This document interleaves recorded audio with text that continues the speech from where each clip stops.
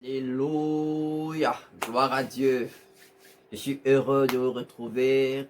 Bonjour, bonsoir, en fonction du temps où vous m'écoutez. Que Dieu vous bénisse, que sa grâce repose sur vous. Écoutez, dans quelques instants, nous allons traiter un thème très important dans la vie chrétienne. Vraiment, j'aimerais apporter ma part de compréhension des Écritures concernant ce thème. Parce qu'il y a tellement de choses qui se passent dans le corps de Christ et j'ai mal souvent au cœur quand je vois certaines choses.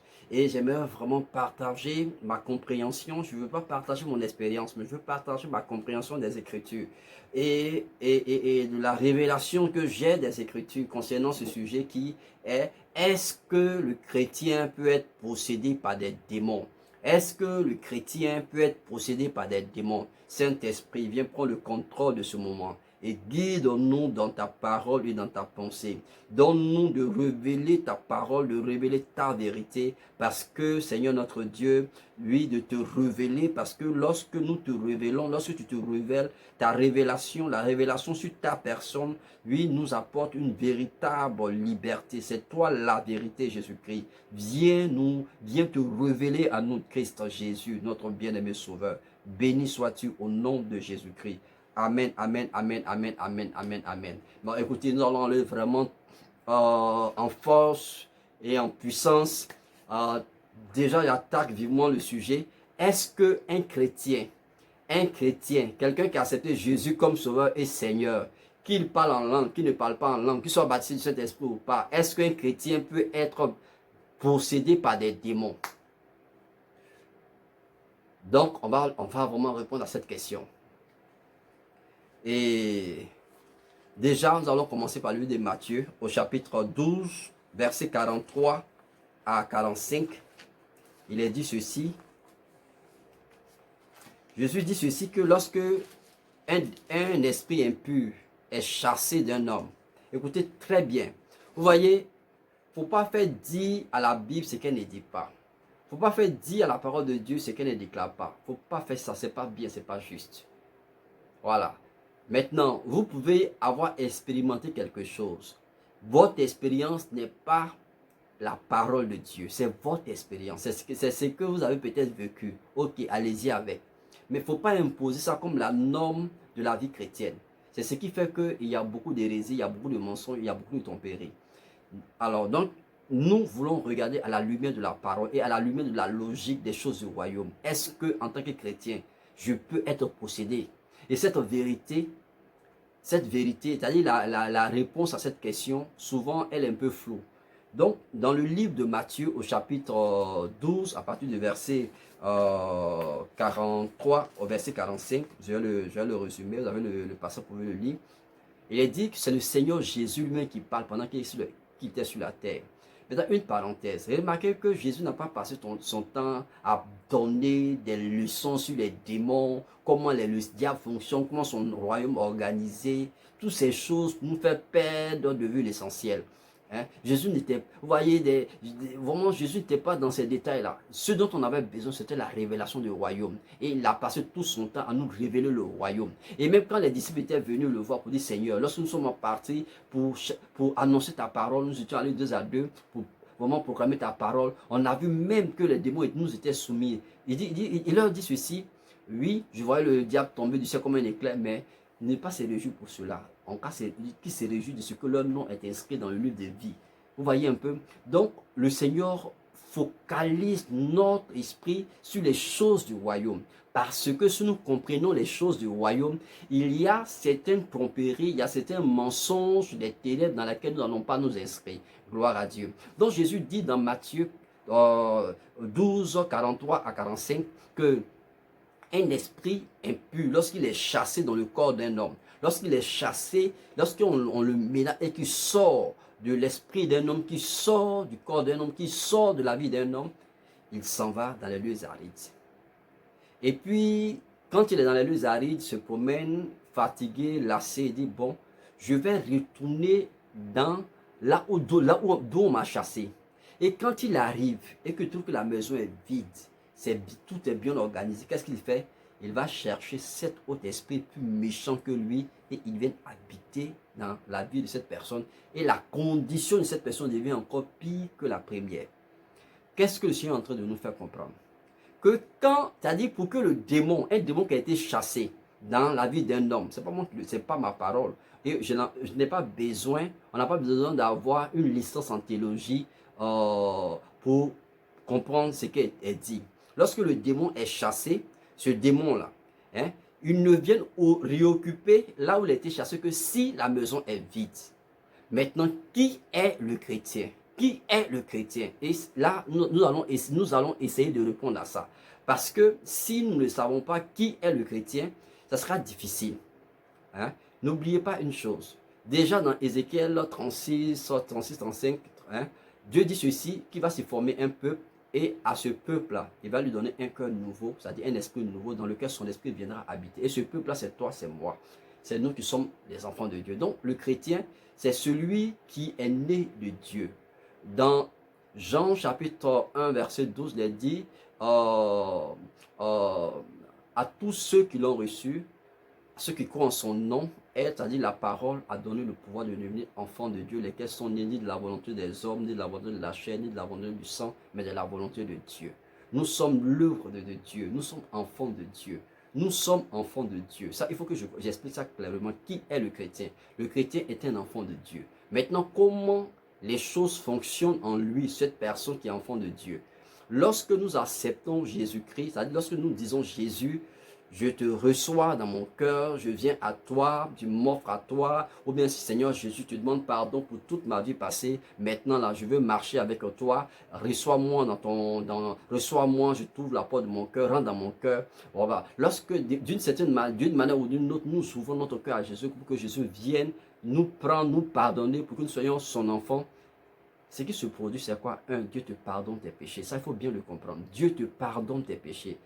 Deux, quand Dieu te pardonne, l'esprit que tu as reçu de ton père le jour de ta naissance, l'esprit que tu as reçu de ta mère, cet esprit-là, Dieu l'enlève. Voilà. Dieu dit qu'il va nous donner un cœur nouveau. Dieu enlève cet esprit-là. C'est un esprit irrégénéré. C'est un esprit qui découle d'Adam et Ève. Dieu l'enlève et Dieu te donne un esprit nouveau.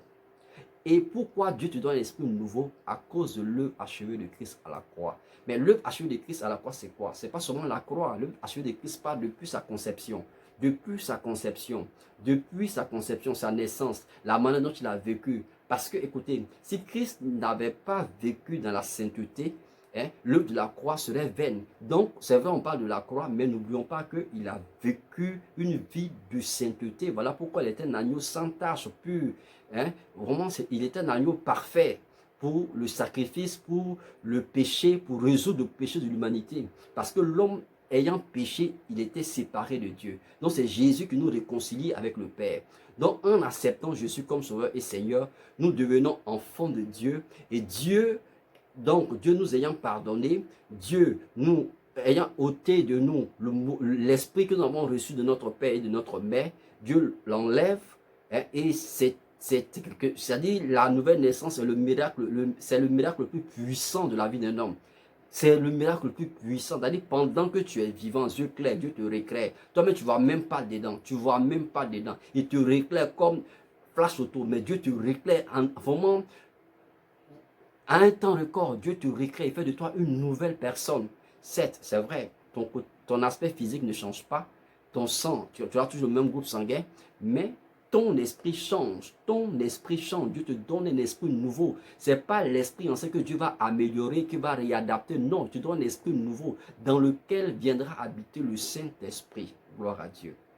Donc, si en tant qu'enfant de Dieu, l'un des éléments qui justifie mon identité, c'est que le Saint-Esprit vient habiter en moi, en ce moment-là, si le Saint-Esprit vient habiter en moi, comment se fait-il qu'un démon puisse me posséder alors que l'Esprit de Dieu habite en moi? Comment se fait-il qu'un démon va cohabiter avec le Saint-Esprit dans mon corps? Ce n'est pas possible. Comment se fait-il que les ténèbres et la lumière vont s'entremêler dans mon corps? Ce n'est pas possible. Ce n'est pas possible. Donc, pour répondre à la question, un chrétien ne peut pas être possédé. On me dira, mais On voit des gens ici, on prie pour eux, on prie, on fait leur délivrance. On voit des gens ici qui sont possédés par l'esprit d'impudicité, par l'esprit du mensonge, par l'esprit de ceci, de cela. On va y arriver. Ne nous pressons pas. La parole de Dieu, là, elle répond à elle. Elle répond à toutes ces questions-là et on va y arriver. Mais déjà, prenons dans 1 Corinthiens chapitre 6, à partir du verset 19 à 20. Il est dit que notre corps est le temple du Saint-Esprit. Pour étayer ce que je disais tout à l'heure, que le Saint-Esprit vient habiter en moi. Même dans le même livre de Corinthiens, au chapitre 5, versets 16 à 17, il est encore dit, ne savez-vous pas que vous êtes le temple du Saint-Esprit, le Saint-Esprit habite en vous, et que nous devons prendre soin de notre corps. Nous devons prendre soin de notre corps, parce que celui qui livre son corps au péché, et celui qui livre son corps au péché, ceux-là, il est en train de détruire le temple de Dieu. On n'a pas dit qu'il est en train de livrer son corps aux démons, mais il est en train de détruire le temple de Dieu. Et celui qui détruit le temple de Dieu, Dieu va le détruire en retour. Donc, autrement dit, en détruisant ton corps, ta destruction, c'est Dieu qui va le faire après. Mais ton corps, tu l'as détruit toi-même. Donc, ce qui se fait, toi, ton corps est un enveloppe dont tu dois prendre soin. Donc, ici, nous voyons clairement que lorsque nous acceptons Jésus comme Sauveur et Seigneur, le Saint-Esprit vient habiter en nous. Et parce que le Saint-Esprit habite en toi, aucun démon ne peut venir habiter dans ton corps, ne peut venir habiter dans ton esprit. Ce n'est pas possible. Ce n'est pas possible. Ce n'est pas possible. Le problème qu'on a, c'est que beaucoup marchent dans l'ignorance. Beaucoup marchent dans l'ignorance. Donc, leur ignorance leur fait croire le mensonge. Le mensonge. Ce n'est pas possible. Hein? Maintenant, vous me direz, on voit des pasteurs, des gens qui chassent des démons. Non, un chrétien ne peut pas être possédé. Ce n'est pas possible pour un chrétien d'être possédé selon les Écritures. Si du moins tu as vraiment accepté Jésus-Christ. Maintenant, la grande question est de savoir, si tu dis, bon, avant de poser cette grande question, on va un peu évoluer. Maintenant, tu es chrétien, tu as accepté Jésus-Christ comme Sauveur et Seigneur, le Saint-Esprit habite en toi. Et il arrive que tu as des problèmes, tu vis dans l'impudicité, dans l'idolâtrie, ceci. Mais comment la Bible appelle ça? Prenez Galates 5, à partir du verset 19. Galates 5 nous parle des œuvres de la chair. Les œuvres de la chair sont manifestes. Hein? Je vais le lire pour qu'on soit au même niveau d'information. Galates avant Éphésiens. Galates 5, il est dit, les œuvres de la chair sont manifestes. Or, les œuvres de la chair sont manifestes, ce sont l'impudicité, l'impureté, la dissolution, l'idolâtrie, la magie, les inimités, les querelles, les jalousies, les animosités, les disputes, les divisions, les sectes, l'envie, l'ivrognerie. Vous qui chassez les démons d'ivrognerie, là, ce sont des œuvres de la chair. Ce sont les œuvres de la chair. Vous qui chassez les démons d'ivrognerie, de l'excès de table et les choses semblables. Je vous le dis d'avance, comme je l'ai déjà dit, que ceux qui commettent de telles choses n'hériteront pas le royaume des cieux. Amen, amen, amen, amen, amen. Donc, la Bible est claire que si j'ai des problèmes de jalousie, il ne s'agit pas de chasser des démons de jalousie. Non, il ne s'agit pas de, même si peut-être il existe un démon de jalousie. Écoutez, moi, je m'en fous un peu de l'organisation du diable. Et ça ne m'intéresse pas de savoir comment le diable est organisé, quels sont les démons qui existent. Je n'ai pas besoin de ça. Je ne sais même pas encore grand-chose de mon royaume et peut m'occuper d'un autre royaume qui ne me concerne pas, auquel je ne suis pas concerné. Et aujourd'hui, on fatigue les chrétiens. Venez, on va vous parler comment le diable opère, ça va te servir à quoi? À que tu saches comment il opère. Tu n'as pas besoin de ça. Tu n'as pas besoin de ça, tu as besoin de connaître Christ parce qu'il dit, vous connaîtrez la vérité et la vérité vous affranchira. Il dit, je suis la vérité, le chemin et la vie. Donc, ce dont on a besoin de connaître, celui dont on a besoin de connaître, c'est la vérité, c'est Jésus-Christ que nous avons besoin de connaître parce que c'est lui qui nous affranchit, c'est lui qui nous libère, c'est lui qui nous donne la victoire. Donc, c'est lui, c'est-à-dire, c'est lui j'ai besoin de connaître, c'est lui tu as besoin de connaître. Donc, le chrétien, est-ce qu'il peut être possédé? Ce n'est pas possible. Ce n'est pas possible selon les Écritures. Maintenant, si quelqu'un qui est chrétien et continue à vivre vraiment dans l'impudicité, dans l'idolâtrie, dans ces choses-là, le problème c'est que beaucoup ne réalisent pas. Vous voyez, la conversion c'est un tout. Je dis souvent, si tu penses, parce qu'il y a deux choses. Si quelqu'un vient et qu'elle est possédée, il y a deux choses. Soit elle est ignorante, parce qu'elle n'est pas possédée, elle pense l'être, elle est ignorante. Le diable peut avoir des influences, ça c'est possible. des influences, mais c'est de l'extérieur, pas de l'intérieur. Le Saint-Esprit opère en moi de l'intérieur. Le diable, il opère de l'extérieur. Ça, il faut que ce soit clair. Le diable, il opère de l'extérieur. Maintenant, si quelqu'un, je dis souvent ma question,